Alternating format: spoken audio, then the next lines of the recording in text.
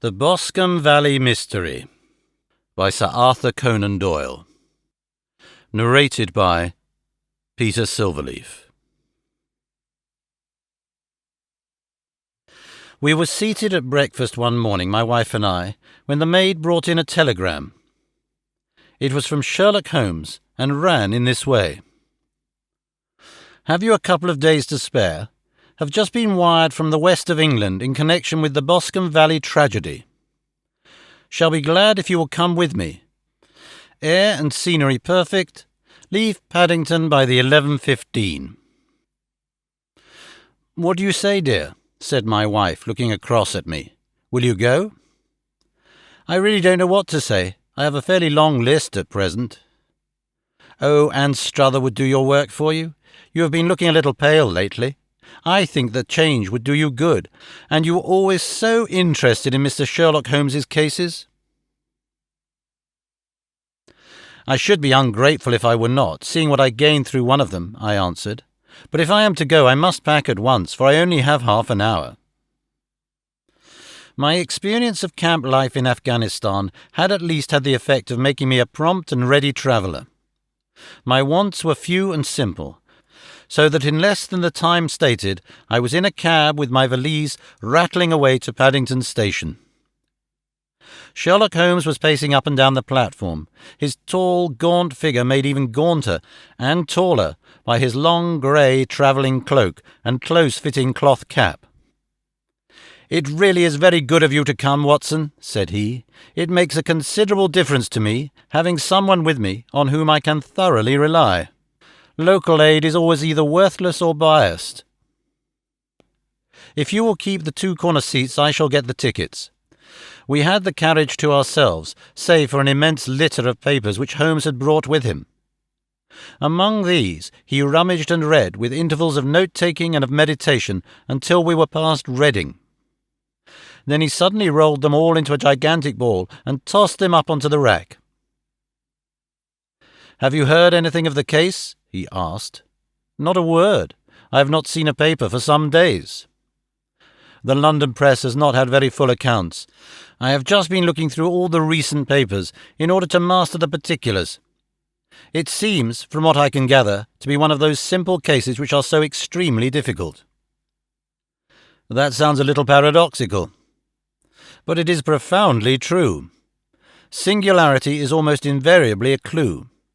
The more featureless and commonplace a crime is, the more difficult it is to bring it home.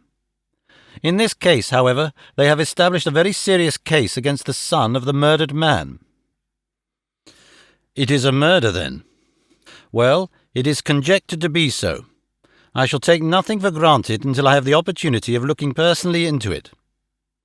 I will explain the state of things to you, as far as I have been able to understand it, in a very few words. Boscombe Valley is a country district not far from Ross in Herefordshire. The largest landed proprietor in that part is a Mr. John Turner, who made his money in Australia and returned some years ago to the old country. One of the farms which he held, that of Hatherley, was let to Mr. Charles McCarthy, who was also an ex-Australian.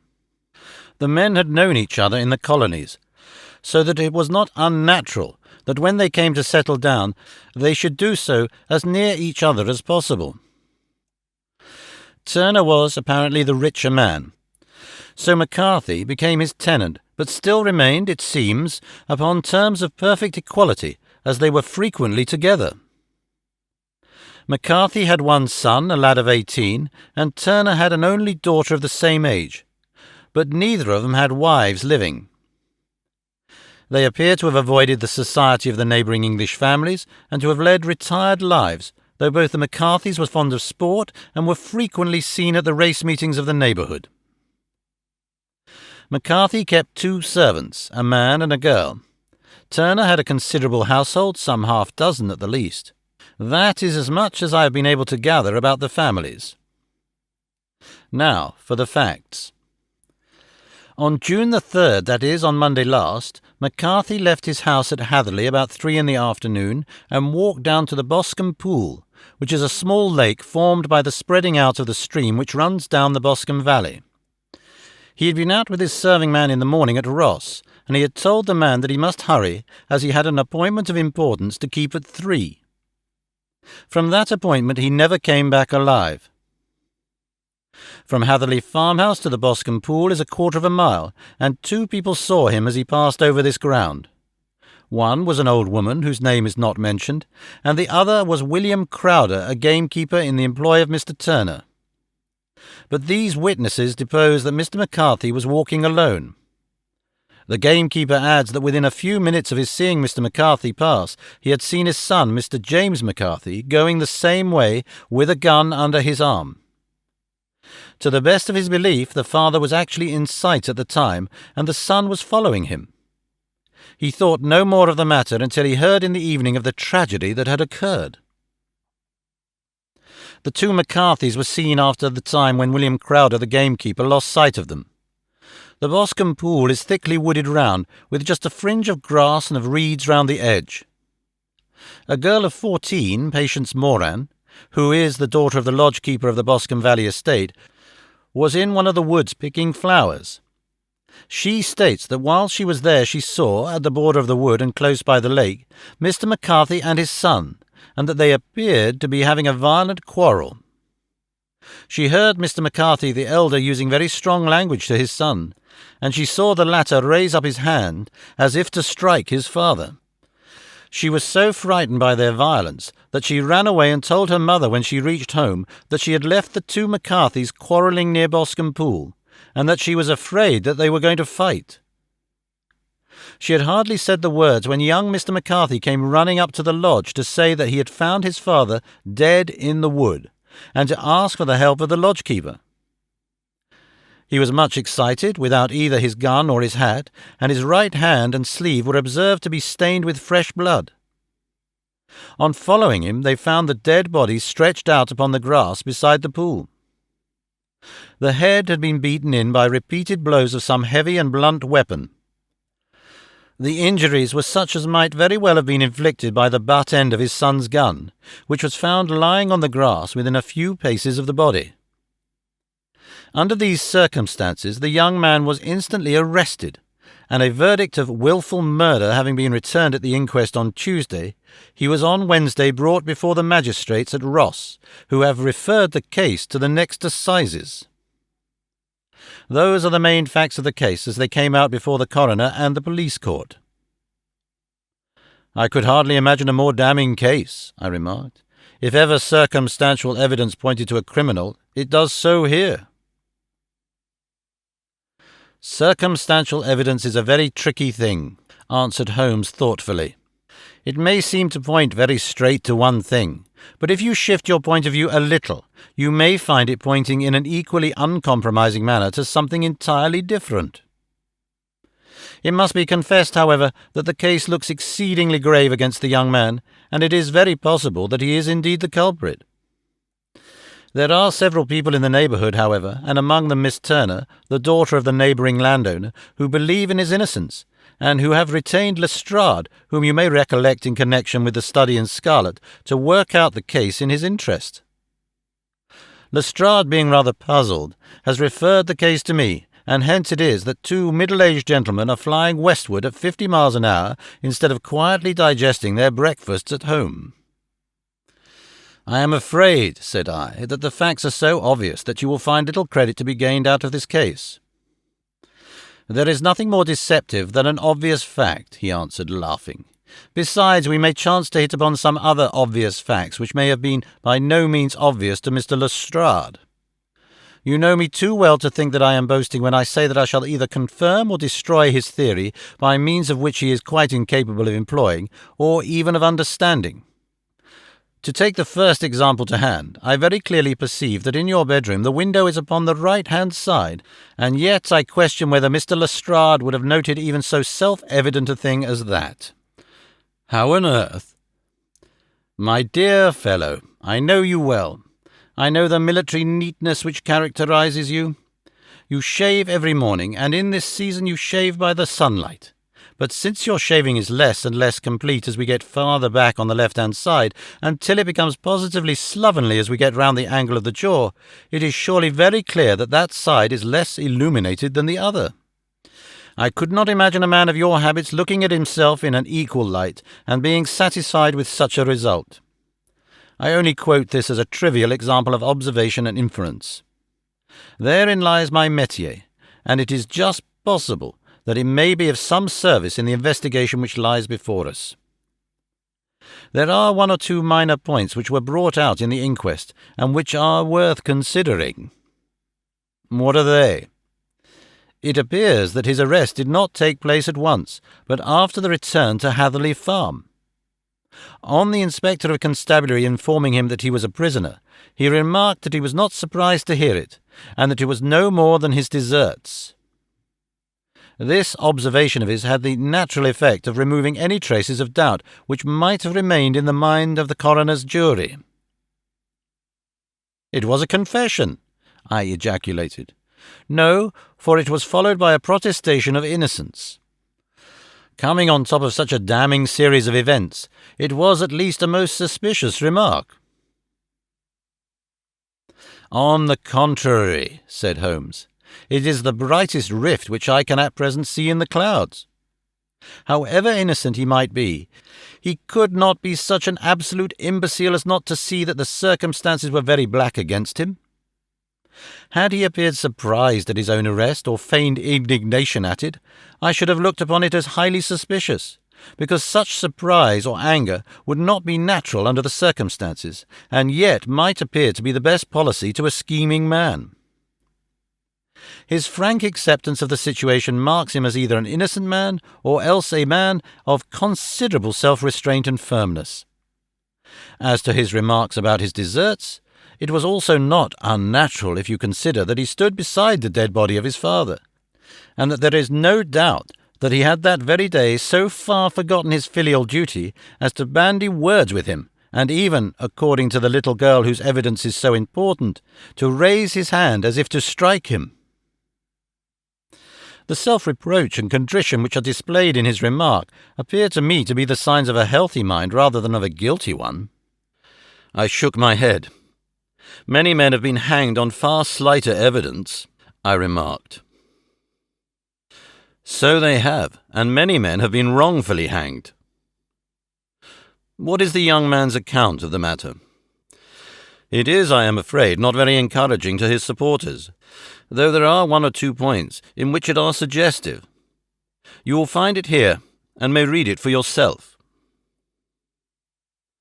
He picked out from his bundle a copy of the local Herefordshire paper, and having turned down the sheet, he pointed out the paragraph in which the unfortunate young man had given his own statement of what had occurred.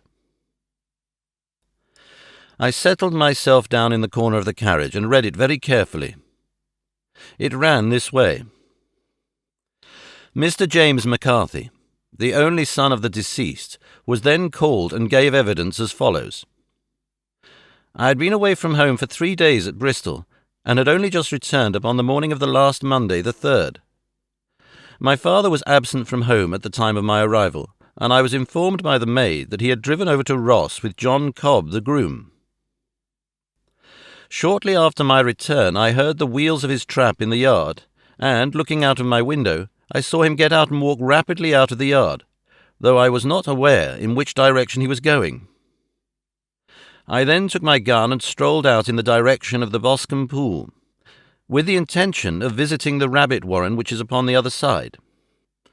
On my way I saw William Crowder, the gamekeeper, as he had stated in his evidence, but he is mistaken in thinking that I was following my father. I had no idea that he was in front of me. When about 100 yards from the pool, I heard a cry of "Coo-ee," which was a usual sign between my father and myself. I then hurried forward and found him standing by the pool. He appeared to be much surprised at seeing me, and asked me rather roughly what I was doing there. A conversation ensued, which led to high words and almost to blows, for my father was a man of a violent temper. Seeing that his passion was becoming ungovernable, I left him and returned towards Hatherley Farm. I had not gone more than 150 yards, however, when I heard a hideous outcry behind me, which caused me to run back again. I found my father expiring upon the ground, with his head terribly injured. I dropped my gun and held him in my arms, but he almost instantly expired.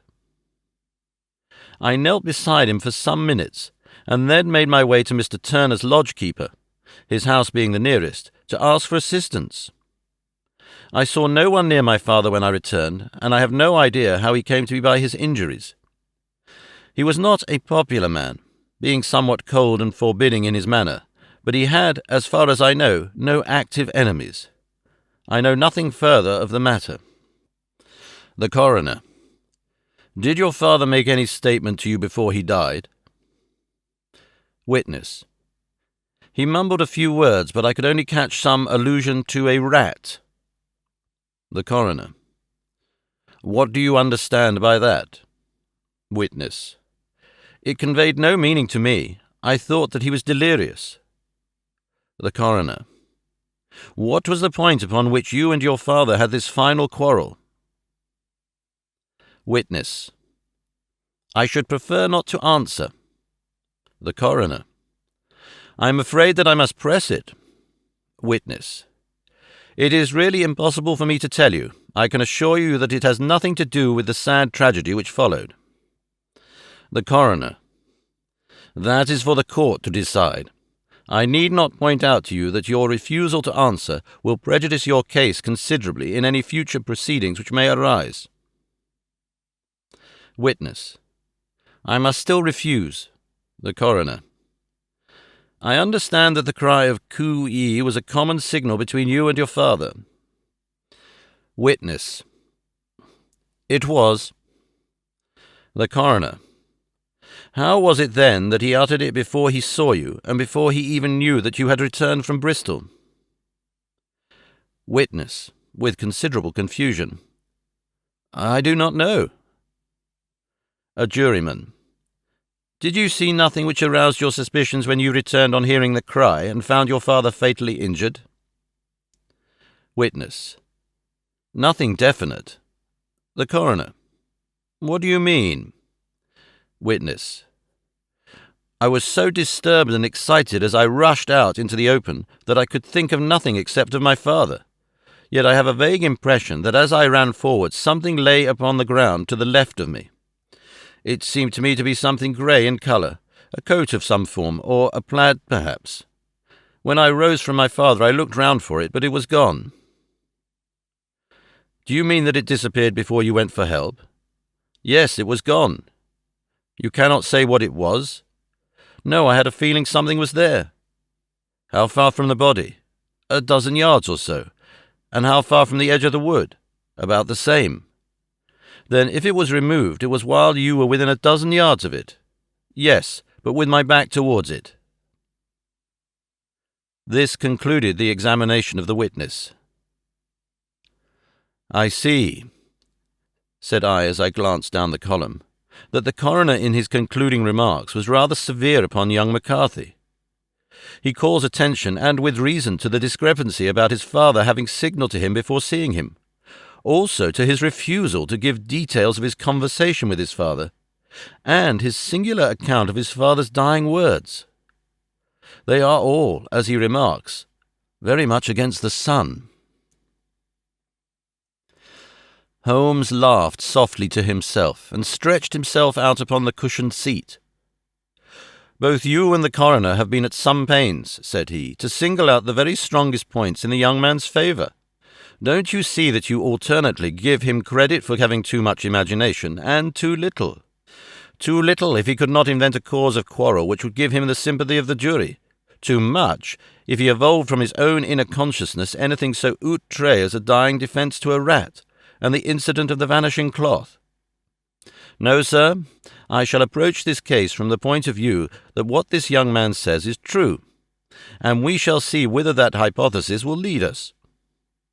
And now, here, in my pocket, Petrarch, and not another word shall I say of this case until we are on the scene of action. We lunch at Swindon, and I see that we shall be there in 20 minutes. It was nearly 4 o'clock when we at last, after passing through the beautiful Stroud Valley and over the broad gleaming Severn, found ourselves at the pretty little country town of Ross. A lean, ferret-like man, furtive and sly-looking, was waiting for us upon the platform.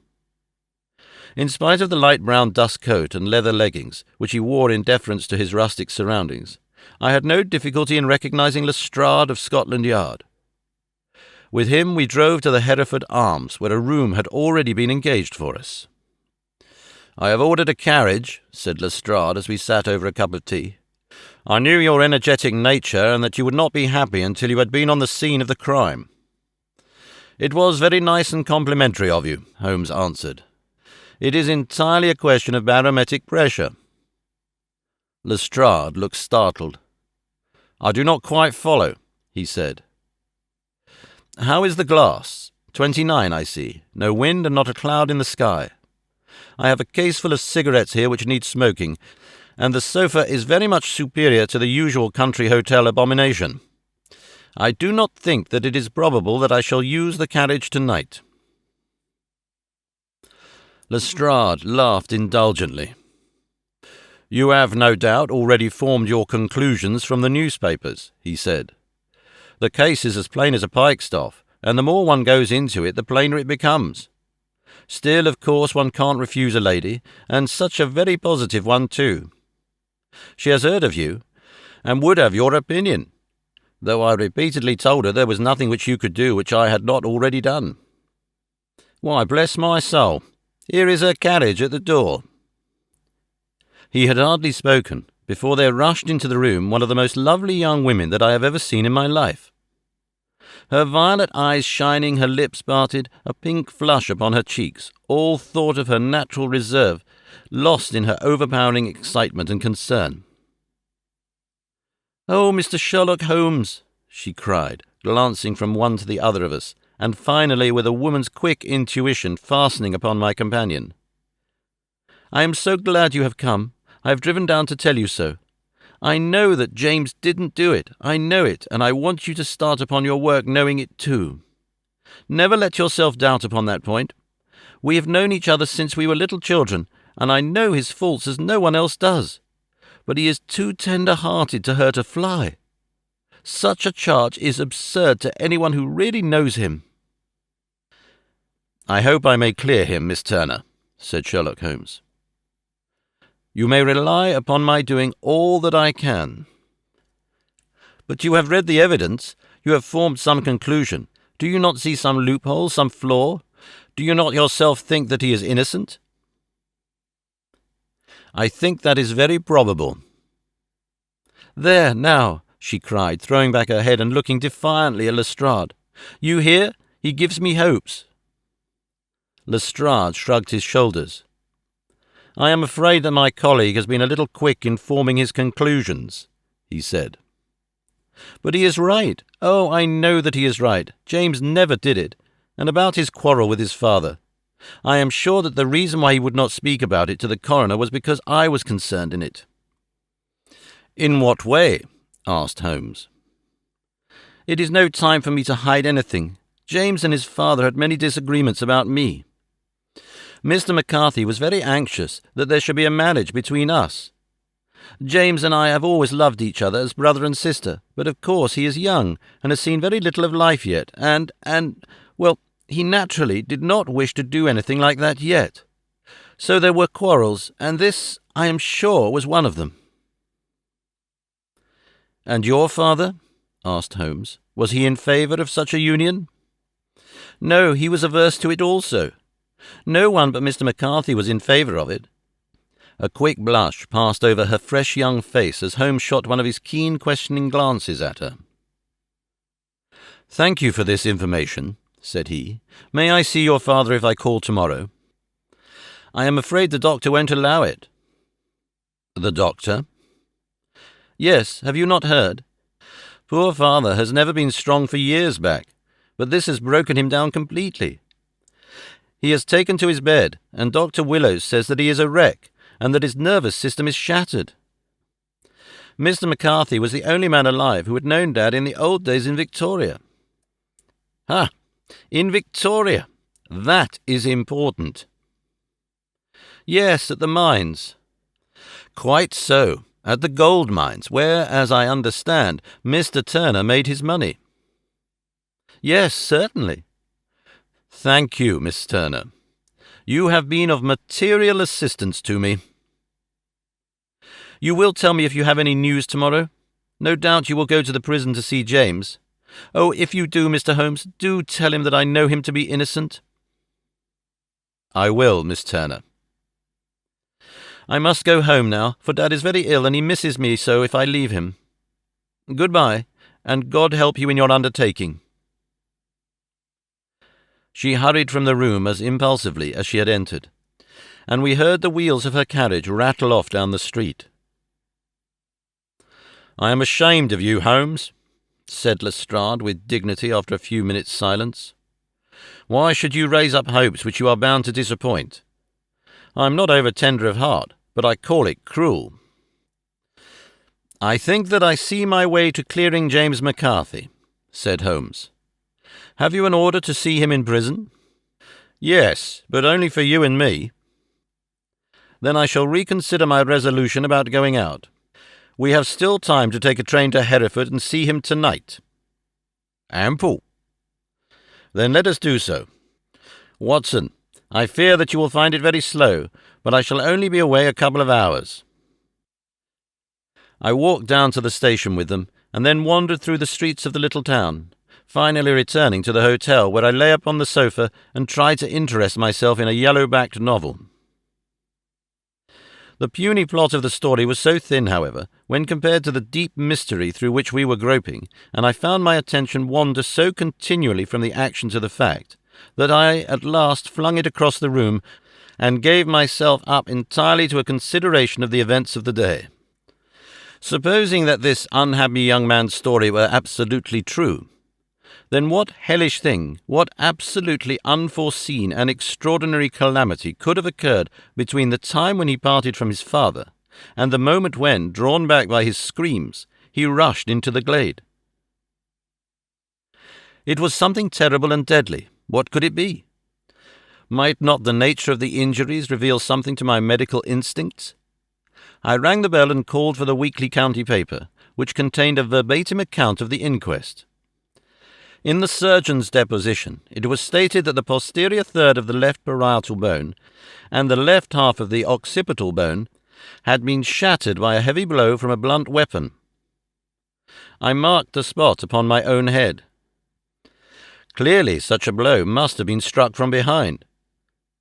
That was to some extent in favour of the accused, as when seen quarrelling he was face to face with his father. Still, it did not go very much, for the older man might have turned his back before the blow fell. Still, it might be worth to call to Holmes's attention. Then there was the peculiar dying reference to a rat. What could it mean? It could not be delirium. A man dying from a sudden blow does not commonly become delirious. No, it was more likely to be an attempt to explain how he met his fate. But what could it indicate? I cudgelled my brains to find some possible explanation.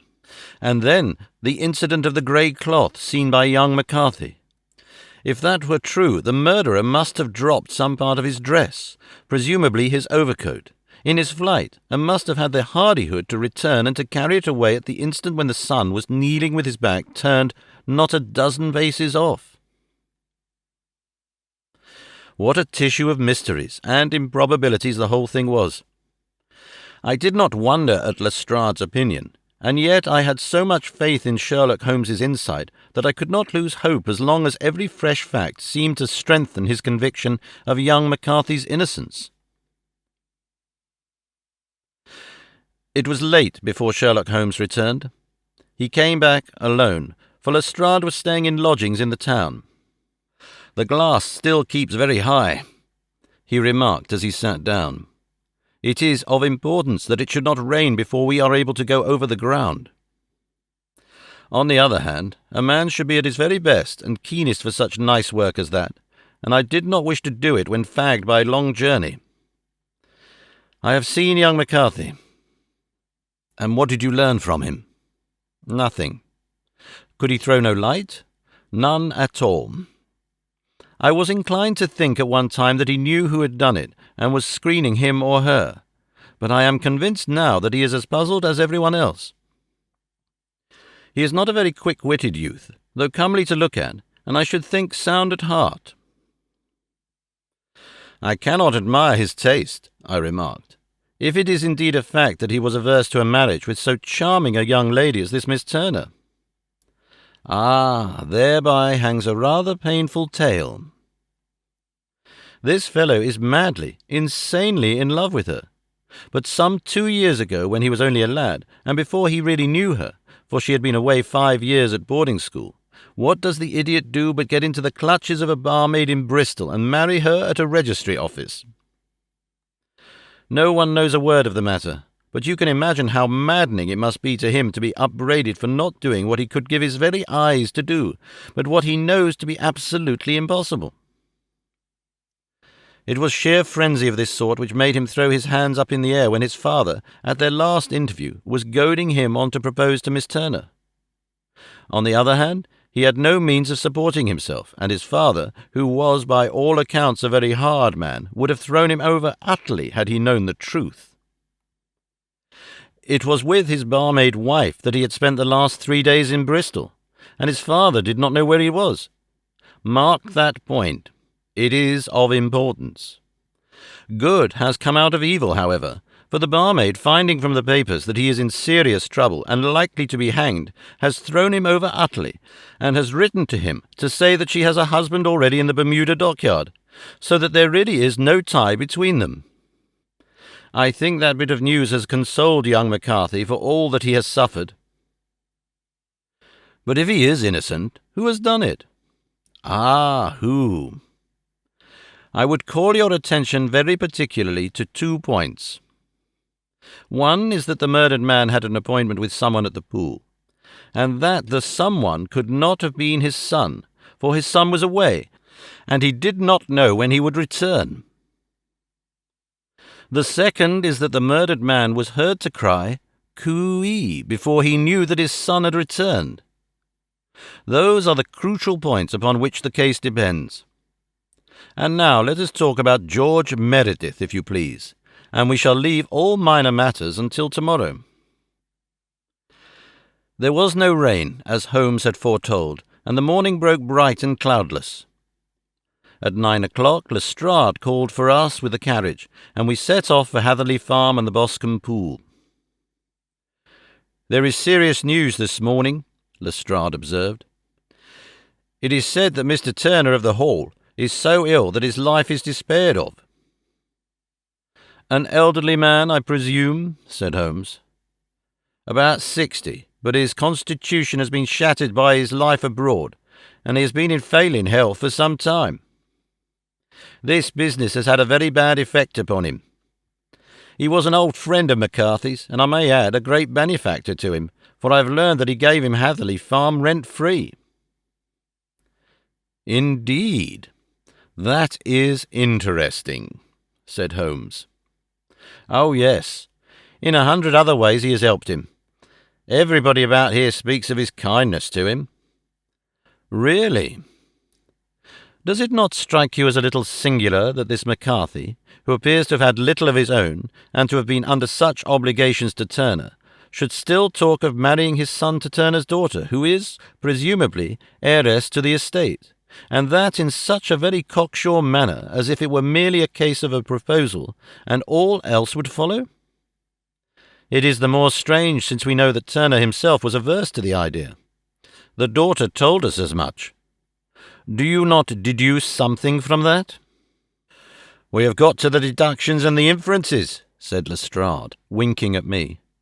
"I find it hard enough to tackle facts, Holmes, without flying away after theories and fancies." "You are right," said Holmes demurely. "You do find it very hard to tackle the facts. Anyhow, I have grasped one fact which you seem to find it difficult to get hold of," replied Lestrade with some warmth. "And that is?" "That McCarthy Senior met his death from McCarthy Junior and that all theories to the contrary are the merest moonshine." "Well, moonshine is a brighter thing than fog," said Holmes, laughing. "But I am very much mistaken if this is not Hatherley Farm upon the left." "Yes, that is it." It was a widespread, comfortable-looking building, 2-storied, slate-roofed, with great yellow blotches of lichen upon the grey walls. The drawn blinds and the smokeless chimneys, however, gave it a stricken look, as though the weight of this horror still lay heavy upon it.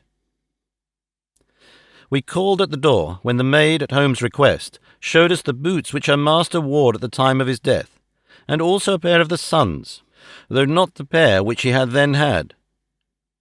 Having measured these very carefully from 7 or 8 different points, Holmes desired to be led to the courtyard, from which we all followed the winding track which led to Boscombe Pool. Sherlock Holmes was transformed when he was hot upon such a scent as this.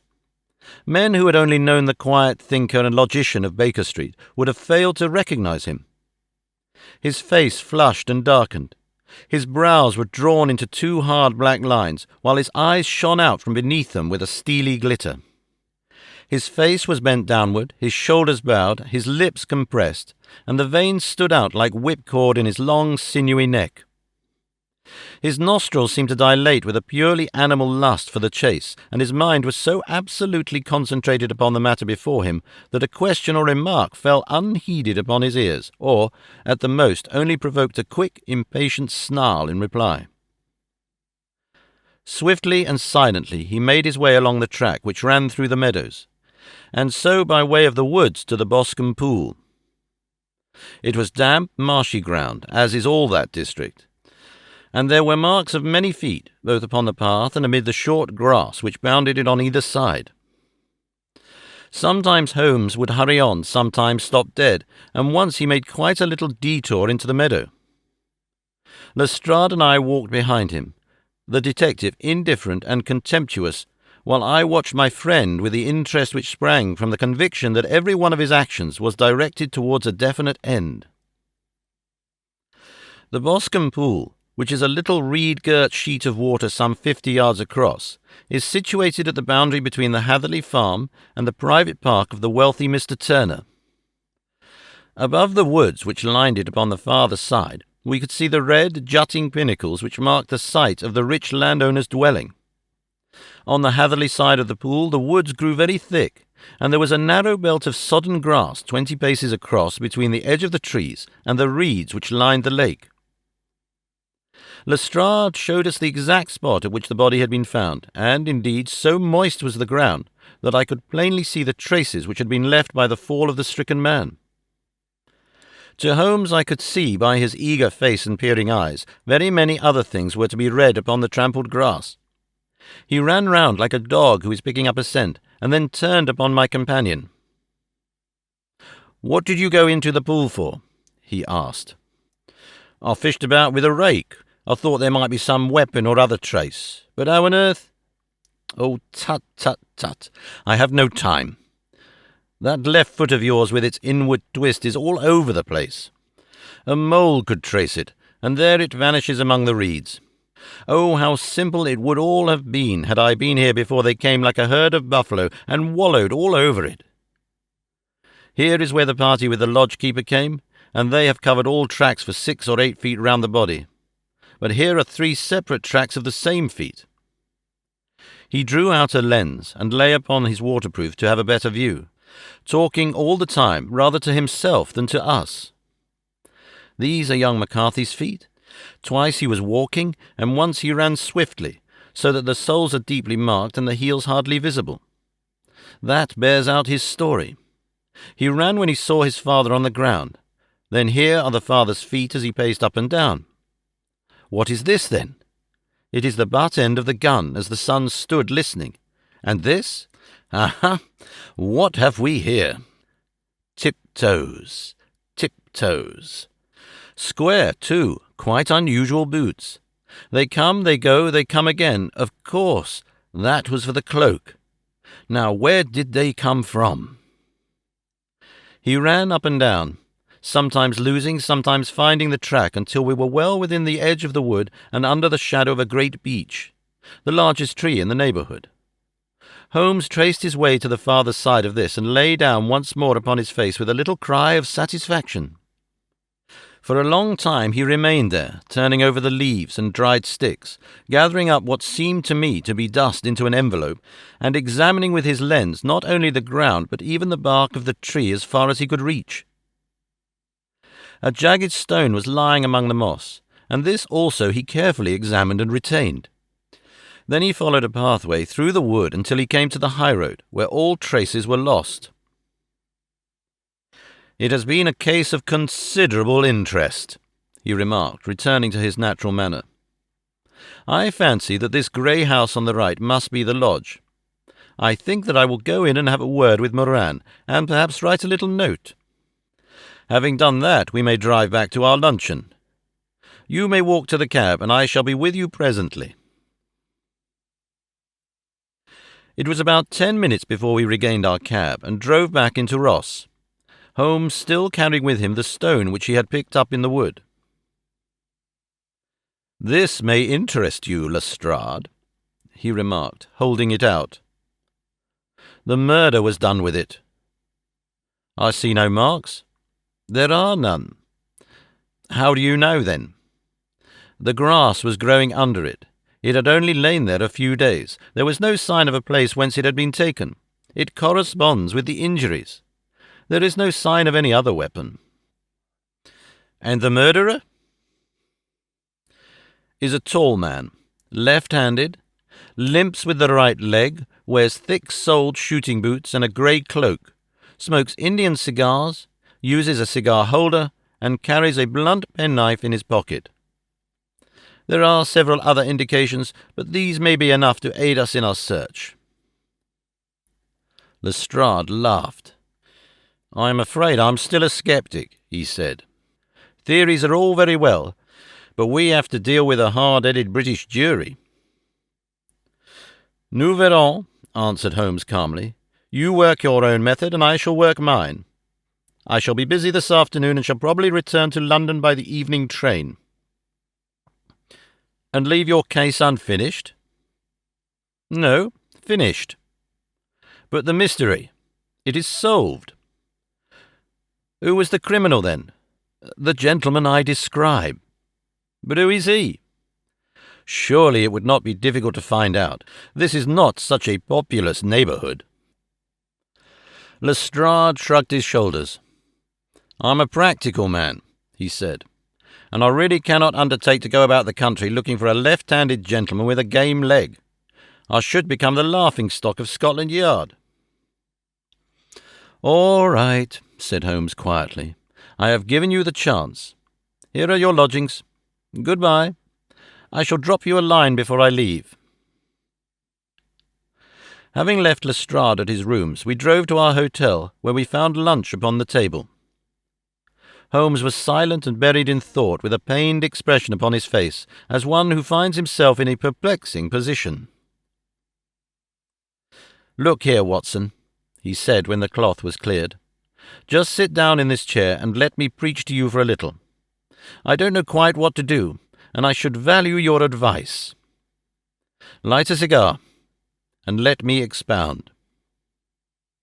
"Pray do so." "Well, now, in considering this case, there are 2 points about young McCarthy's narrative which struck us both instantly, although they impressed me in his favour and you against him. One was the fact that his father should, according to his account, cry coo-ee before seeing him. The other was his singular dying reference to a rat. He mumbled several words, you understand, but that was all that caught the son's ear. Now, from this double point our research must commence, and we will begin it by presuming that what the lad says is absolutely true." "What of this coo-ee, then?" "Well, obviously, it could not have been meant for the son. The son, as far as he knew, was in Bristol. It was mere chance that he was within earshot. The coo-ee was meant to attract the attention of whoever it was that he had the appointment with. But coo-ee is a distinctly Australian cry, and one which is used between Australians. There is a strong presumption that the person whom McCarthy expected to meet at Boscombe Pool was someone who had been in Australia. What of the rat, then? Sherlock Holmes took a folded paper from his pocket and flattened it out on the table.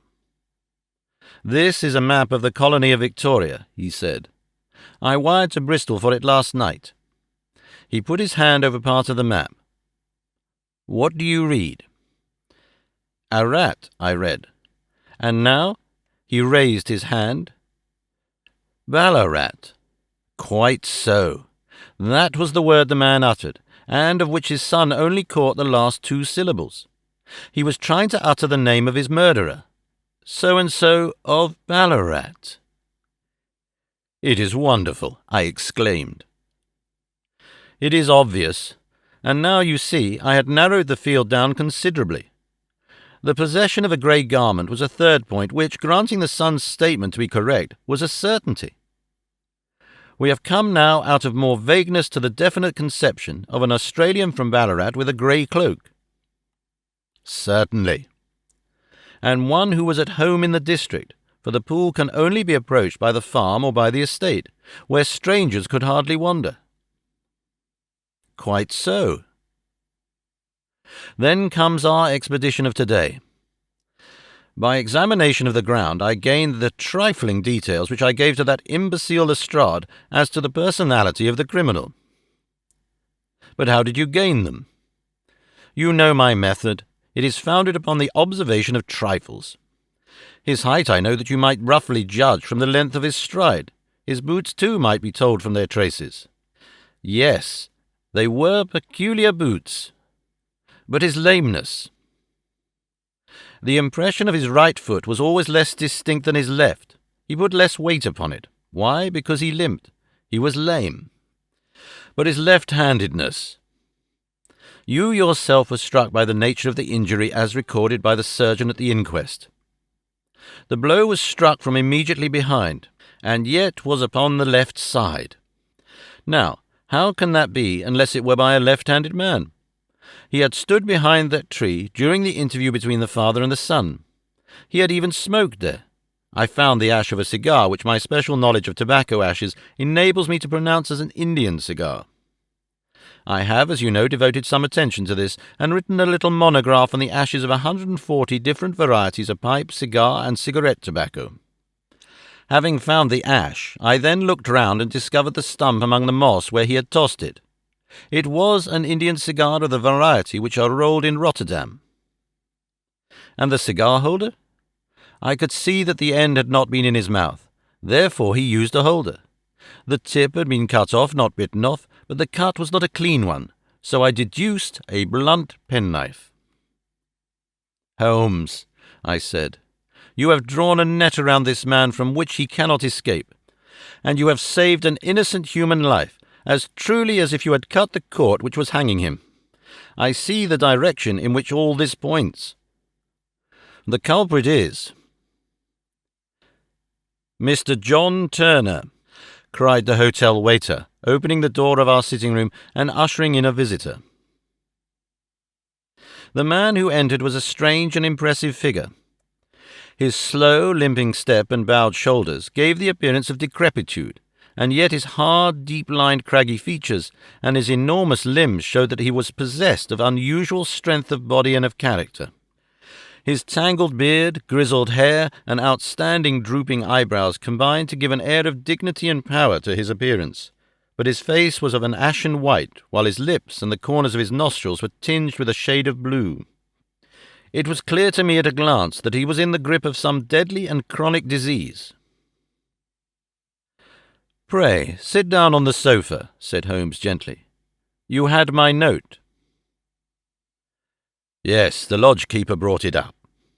You said that you wished to see me here to avoid scandal." "I thought people would talk if I went to the hall."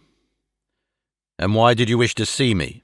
He looked across at my companion with despair in his weary eyes, as though his question was already answered. "Yes," said Holmes, answering the look rather than the words. "It is so. I know all about McCarthy." The old man sank his face in his hands. "God help me," he cried. "But I would not have let that young man come to harm. I give my word that I would have spoken out if it went against him at the assizes." "I am glad to hear you say so," said Holmes gravely. "I would have spoken now had it not been for my dear girl. It would break her heart. It will break her heart when she hears that I am arrested." "It may not come to that," said Holmes. "What?" "I am no official agent. I understand that it was your daughter who required my presence here, and I am acting in her interests. Young McCarthy must be got off, however." "I am a dying man," said old Turner. "I've had diabetes for years. My doctor says it is a question whether I shall live a month. Yet I would rather die under my own roof than in a jail." Holmes rose and sat down at the table with his pen in his hand and a bundle of paper before him. "Just tell us the truth," he said. "I shall jot down the facts, you will sign it, and Watson here can witness it. Then I could produce your confession at the last extremity to save young McCarthy. I promise you that I shall not use it unless it is absolutely needed." "It is as well," said the old man. "It's a question whether I shall live to the assizes, so it matters little to me. But I should wish to spare Alice the shock. And now I will make the thing clear to you. It has been a long time in the acting, but will not take me long to tell. You didn't know this dead man McCarthy? He was a devil incarnate, I tell you that. God keep you out of the clutches of such a man as he. His grip has been upon me these 20 years, and he has blasted my life. I'll tell you first how I came to be in his power. It was in the early 60s at the diggings. I was a young chap then, hot-blooded and reckless, ready to turn my hand at anything. I got among bad companions, took to drink, had no luck with my claim, took to the bush, and in a word became what you would call over here a highway robber.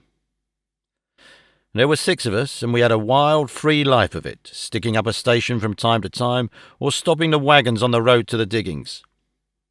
Black Jack of Ballarat was the name I went under, and our party is still remembered in the colony as the Ballarat Gang. One day, a gold convoy came down from Ballarat to Melbourne, and we lay in wait for it and attacked it. There were 6 troopers and 6 of us, so it was a close thing, but we emptied 4 of their saddles at the first volley. 3 of our boys were killed, however, before we got the swag. I put my pistol to the head of the wagon driver, who was this very man McCarthy. I wished to the Lord that I had shot him then, but I spared him, though I saw his wicked little eyes fixed on my face, as though to remember every feature. We got away with the gold, became wealthy men, and made our way over to England without being suspected. There I parted from my old pals and determined to settle down to a quiet and respectable life. I bought this estate which chanced to be in the market, and I set myself to do a little good with my money to make up for the way in which I had earned it. I married too, and though my wife died young, she left me my dear little Alice. Even when she was just a baby, her wee hand seemed to lead me down the right path, as nothing else had ever done. In a word, I turned over a new leaf and did my best to make up for the past. All was going well when McCarthy laid his grip upon me. I had gone up to town about an investment, and I met him in Regent Street with hardly a coat on his back or a boot to his foot. "Here we are, Jack," says he, touching me on the arm. "We'll be as good as a family to you. There's 2 of us, me and my son, and you can have the keeping of us. If you don't, it's a fine law-abiding country is England, and there's always a policeman within hail." Well, down they came to the West Country. There was no shaking them off, and there they have lived rent-free on my best land ever since. There was no rest for me, no peace, no forgetfulness. Turn where I would, there was his cunning, grinning face at my elbow. It grew worse as Alice grew up, for he soon saw I was more afraid of her knowing my past than of the police. Whatever he wanted he must have, and whatever it was I gave him without question. Land, money, houses, until at last he asked for a thing which I could not give. He asked for Alice. His son, you see, had grown up, and so had my girl, and as I was known to be in weak health, it seemed a fine stroke to him that his lad should step into the whole property. But there I was firm. I would not have his cursed stock mixed with mine. Not that I had any dislike to the lad, but his blood was in him, and that was enough. I stood firm. McCarthy threatened. I braved him to do his worst. We were to meet at the pool midway between our houses to talk it over. When I went down there I found him talking with his son, so I smoked a cigar and waited behind a tree until he should be alone. But as I listened to his talk, all that was black and bitter in me seemed to come uppermost. He was urging his son to marry my daughter with as little regard for what she might think as if she were a slut from off the streets. It drove me mad to think that I, and all that I held most dear, should be in the power of such a man as this. Could I not snap the bond? I was already a dying and a desperate man. Though clear of mind and fairly strong of limb, I knew that my own fate was sealed. But my memory and my girl, both could be saved if I could but silence that foul tongue. I did it, Mr. Holmes. I would do it again. Deeply as I have sinned, I have led a life of martyrdom to atone for it.